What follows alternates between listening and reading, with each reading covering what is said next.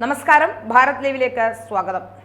BJP. മുന്നേറ്റം ചർച്ച ചെയ്യുകയാണ് കേരള നിയമസഭയും. ബി.ജെ.പി. ജയിച്ചതെങ്ങനെയെന്ന് ഒരുമിച്ച് ചിന്തിക്കണമെന്നാണ് പിണറായി പറയുന്നത്. ധനാഭ്യർത്ഥന ചർച്ചയിലും രാഷ്ട്രീയവുമായി ഭരണപ്രതിപക്ഷാംഗങ്ങൾ രംഗത്തു വരുന്നു. കേരളത്തിലെ ബി.ജെ.പി. വളർച്ചയെക്കുറിച്ചായിരുന്നു ഇടത് വലത് നേതാക്കളുടെ ചർച്ച. പരസ്പരം പഴിചാരിയാണ് നേതാക്കൾ സംസാരിച്ചു തുടങ്ങിയത്. ലോക്സഭാ തെരഞ്ഞെടുപ്പിൽ പ്രതീക്ഷിക്കാത്ത തോൽവിയാണ് ഇടതുപക്ഷത്തിനുണ്ടായതെന്ന് എം.വി. ഗോവിന്ദനും പറഞ്ഞു. 11 മണ്ഡലങ്ങളിലാണ് ബി.ജെ.പി. ലീഡ് ഉയർത്തിയത്. ബി.ജെ.പിയുടെ മുന്നേറ്റത്തെ ശക്തമായി എതിർക്കണം. സംഘടനാപരമായ വിഷയങ്ങൾ ഉണ്ടായിട്ടുണ്ടെങ്കിൽ ആവശ്യമായ തിരുത്തലുകൾ വരുത്തി ശക്തമായി തിരിച്ചു വരുമെന്നും ഗോവിന്ദൻ പറയുന്നു.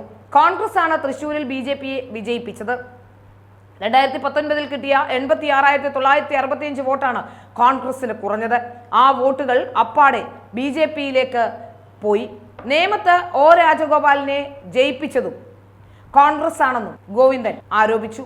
കോൺഗ്രസ് പാർട്ടിയെ കുറച്ചുകൂടി ശ്രമിച്ചിരുന്നുവെങ്കിൽ കേന്ദ്രത്തിൽ വീണ്ടും ബി.ജെ.പി. സർക്കാർ വരില്ലായിരുന്നുവെന്ന് CPM സംസ്ഥാന സെക്രട്ടറി കൂടിയായ എം.വി. ഗോവിന്ദൻ പറഞ്ഞു. കരുവന്നൂരിൽ അകത്താകാതിരിക്കാൻ വേണ്ടി CPM ആണ് ബി.ജെ.പിയെ വിജയിപ്പിച്ചതെന്ന് തിരിച്ചടിച്ചുകൊണ്ടാണ് രമേശ് ചെന്നിത്തല സംസാരിച്ചത്. തൃശൂരിലെ ബി.ജെ.പി. വിജയത്തിന്റെ പേരിൽ കോൺഗ്രസിനെ പഴിചാരിയ എം.വി. ഗോവിന്ദന് ആറ്റിങ്ങലിലെയും ആലപ്പുഴയിലെയും CPM-ന് നഷ്ടപ്പെട്ട വോട്ടുകളുടെ കണക്ക് പറഞ്ഞ് രമേശ് ചെന്നിത്തല മറുപടിയും നൽകി. മോദിക്കെതിരെ രാഹുൽ പോരാടിയപ്പോൾ രാഹുലിനെ പിന്നിൽ നിന്ന് കുത്തുകയായിരുന്നു CPM എന്നും രമേശ് ചെന്നിത്തല പറഞ്ഞു. ഇങ്ങനെ ചർച്ചയിൽ പങ്കെടുത്തവരെല്ലാം ബി.ജെ.പി. വിജയത്തെക്കുറിച്ചായിരുന്നു സംസാരിച്ചിരുന്നത്. തെരഞ്ഞെടുപ്പ് തോറ്റതിന്റെ പേരിൽ രാജിവെക്കാൻ ഉപദേശിക്കേണ്ടത് കോൺഗ്രസ് ഭരിക്കുന്ന ഹിമാചൽ പ്രദേശ്, കർണാടക സംസ്ഥാനങ്ങളിലെ മുഖ്യമന്ത്രിമാരോടാണെന്ന് മുഖ്യമന്ത്രി പിണറായി വിജയൻ. വിജയത്തിൽ അഹങ്കരിക്കാതെ ബി.ജെ.പി. എങ്ങനെ തൃശൂരിൽ വിജയിച്ചുവെന്ന് ഒരുമിച്ച് ചിന്തിക്കണമെന്ന് നിയമസഭയിൽ ധനാഭ്യർത്ഥന ചർച്ചയ്ക്കുള്ള മറുപടി പ്രസംഗത്തിൽ മുഖ്യമന്ത്രി വ്യക്തമാക്കി. നിങ്ങൾ ജയിച്ചതിൽ വേവലാതിയില്ല, ഞങ്ങൾക്ക് നഷ്ടവുമില്ല.